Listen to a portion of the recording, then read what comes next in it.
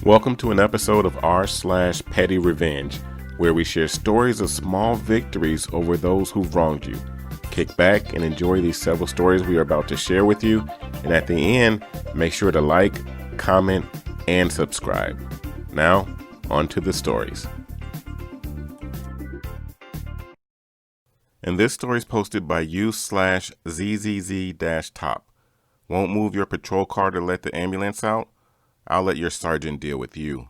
This happened around 4th of July. There was a small fender bender and emergency services get called out. My towing company sends me out by accident, not realizing the flatbed at the scene could tow both vehicles. There was one ambulance and 5 police cruisers, 3 cruisers blocking the road, 1 directing traffic, and then the a-hole who showed up after the scene was secured. A-hole felt the need to park his cruiser crossway diagonally in front of the ambulance, not necessarily blocking the path, but if anyone has driven an ambulance, they are a pain to reverse around obstacles. The EMTs asked the a-hole to move his cruiser, and he literally said, "When I'm ready," and resumes chatting with the cop directing traffic.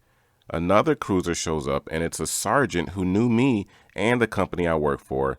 He goes off to deal with the scene, and the EMTs rush to him to talk to him about moving the cruiser.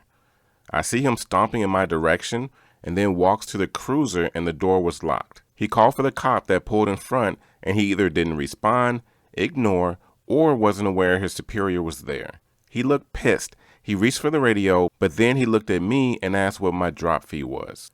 5 minutes go by, and he waves to me to get the cruiser, so I line up and sting it and dragged it out of the way, and the ambulance drivers waved and left the area.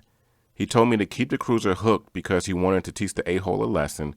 He walked over to the cop directing traffic, and the a-hole alerted him that he was getting towed. He rushed back and demanded I put the car down, and that is not a funny joke, but I reminded him that all tolls are fair in the country if the car is illegally parked. He looked at the sergeant, and the sergeant reminded him that the ordinance extends to emergency vehicles. Had to look this up. It's not. He tried to negotiate to 40, but my drop fee is 100. He hesitates, but he pulls 5 20s from his wallet, and I put his cruiser down. He got in his cruiser, and he didn't look too happy as he pulled away. The sergeant burst out laughing and said that kid needed that. He told me he's only been on the force less than a few weeks and that he was acting like he ran the place as if he was the sergeant. We shook hands, talked about work and Hot Wheels, and off I went $100 richer. And this story is posted by u/5_prime. Don't like what I wear to school? Fine then, go blind. Back in high school, I had one teacher who would bully me outright. He would openly mock my clothes, questions, or even how I talked in front of my peers. He even acknowledged the behavior as though being sassy and sarcastic to students was a source of pride. It is important to note this teacher was also in charge of student government, which I was a part of. Our student government organized a spirit week with theme days where students are encouraged to dress up, engage with different theme days throughout the week. Neon Day came around and I didn't have any real neon clothes. I wore some shoes with electric blue stripes, and while it wasn't much, I hoped for the best. Unfortunately, I ran into the aforementioned a-hole teacher who then yelled at me in the hallway, shaming me in front of everyone. Essentially, he went off on me because I was student government, and according to him, I was not putting in enough effort for the event we organized. I tried to brush it off, but not too long after I went shopping with my family and found a fluorescent orange windbreaker jacket. This is where the fun began. I proceeded to find the brightest neon orange shorts to match, and several highlighted yellow shirts. I decided at this point to make it my personal fashion style to be neon 24/7.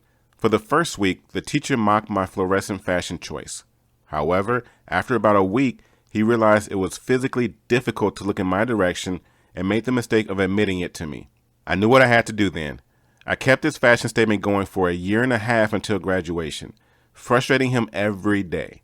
Soon he had moved me to the back corner of the class because he couldn't see while lecturing. It coincidentally became a lot harder for him to make crappy remarks when he couldn't even look at me. And this story is posted by u/throwaway105597. I gave a regular customer all of their change back in pennies on purpose. So I used to work at a now closed down retail shop in the UK that sold CDs, DVDs, vinyl, that sort of thing. We had a lot of regular customers that used to irk us, but in particular was this one guy who used to come in, buy roughly 20 to 40 pounds worth of things, and then pay for his entire transaction in coins, mainly pennies, 5p's, 10p's, and 20p's, not even pounds.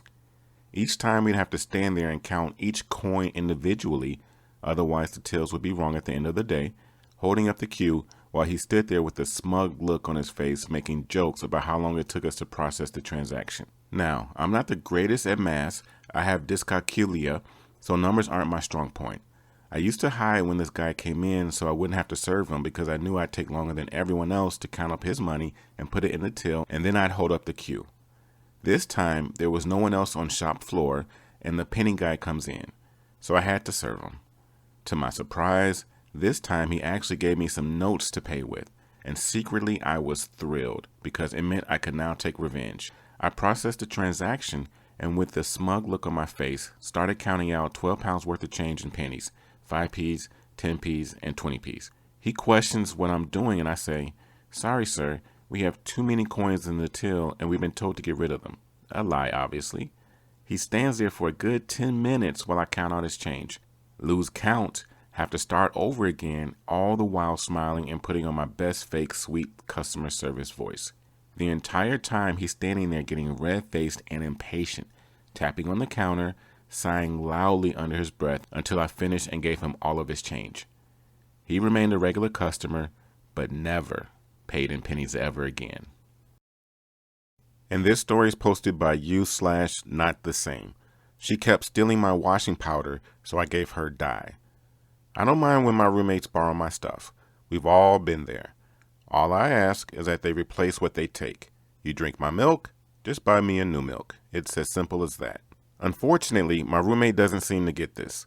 She keeps taking my stuff, and when I ask her to please replace everything she takes, she'll buy one new thing and forget to do it the next time despite having more money than me. I finally snapped when I wanted to wash my clothes but only found an empty box that used to contain my washing powder. I don't buy fancy or expensive stuff and I don't care about brands. After using the last of my powder a week earlier, she could literally have bought the cheapest no-brand powder in the world and I would have been fine. I just snapped.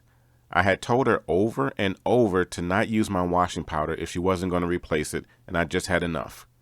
I bought a new box of washing powder, some dye machine dye, mixed it with a bit of the washing powder, and dumped it into the old box. When the dye is dry, it looks like washing powder, especially if you're not expecting it. I took my new box of washing powder to my room and waited. A week later, I came home from work and saw her laundry hanging outside, all with the mysterious pink color. She stomped up to me and demanded to know what I had done. I told her I was going to dye my own clothes, and someone had told me the shade would be lighter if I mixed it with powder. Lie. Then asked her why she had used it when it had clearly been in a box with my name on it when I had told her to not use it because she never replaced it. I don't think she believed me, but she finally got the message. She almost never takes my stuff, and when she does, she's quick to replace it. And this story is posted by u/2ndx Ronin. Complain about the noise? That's rich coming from you. So, me and my girlfriend moved into this apartment block in April. Absolutely stunning place and the nicest neighbors I've ever had, except the people directly below us. They were universally recognized by everyone else in the mill, 120 plus flats, as absolute nightmares. They've been caught stealing packages, having parties until 4 a.m., while ignoring the knocks on their door to get them to stop, and generally being horrible. So we moved in April 14th. We get a knock on the door April 15th telling us how loud we've been. They try to push back us and get into the flat to have a look around and subtly warn us to keep it down in the future. When they leave, my girlfriend bursts into floods of tears and is worried that we'll be nightmare neighbors. I tell her that we've just moved in, we're both quiet people anyway, and are light-footed, etc., etc. This happens a few times over 2 weeks or so. They pop up to say we're being loud, and they can hear noises that we just aren't making. Apart from our washing machine, which rumbles loudly and makes a horrible grinding noise. We find out a week later that they've been served their eviction notice and will be out by the end of the month. Our landlord has managed to get us another washing machine and is in a funny situation where he can get it priority delivered in the next day or two, or he'll be away and not able to do it for about a month. We are both in as we're working from home, but I tell him we're away so we can get it when he's back. We run the wash machine 2 or 3 times a day until they move out and make sure to keep it going till late evening. Everyone else around us thinks it's absolutely hilarious. We managed to wave them off with a smile as they finally got kicked out, along with the standing ovation from the rest of the flats. Those were 5 great stories. To hear the best stories of the week, click on the video in the top left-hand corner. To hear more Reddit stories all related to what you just heard, click on the video in the top right-hand corner. If you have not already done so, click on the subscribe button in the bottom right-hand corner. Once again, this is TNA Top Notch Audio. Thank you for listening and have yourself a great day.